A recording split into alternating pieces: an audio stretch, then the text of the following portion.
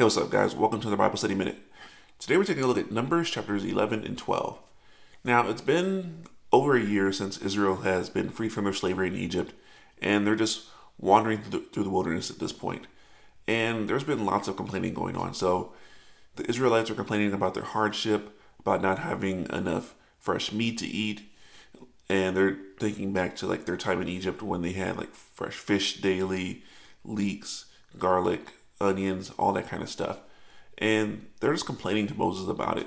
Like, why has the Lord brought us here to have us live this kind of life when we seemingly had it better when we were enslaved in Egypt? And so, as a result of this, the Lord's anger burns against them. So some of the people in Israel begin dying off as a result of their hardened hearts and their complaining against the Lord and all that He has done for them.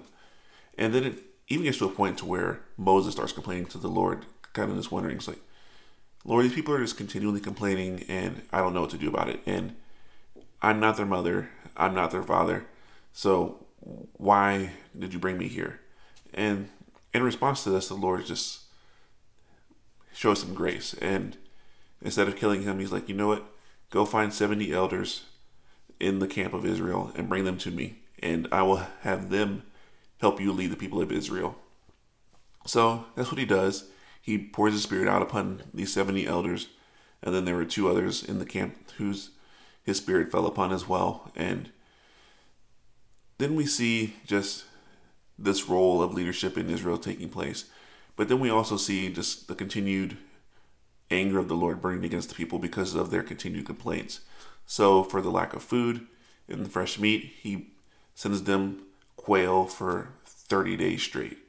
And so these people gorge themselves, and because of this, it becomes a plague for those who are craving the meat instead of having the graciousness and thankfulness for what the Lord had done for them. And so there were several who died as a result of that as well. And then you see Miriam and Aaron also complaining, like, is Moses the only one that can hear from the Lord? And then the Lord's like, at this point, yeah. And sets them straight. And then we see them setting out after Miriam is healed of the disease that the Lord put on her as a result of her disobedience and complaining.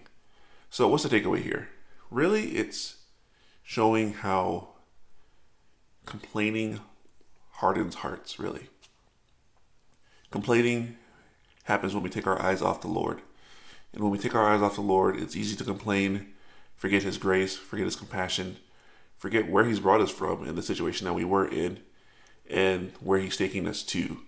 So we need to remember where He's brought us from and where He's taking us to, and then just remembering all the things that He's done for us.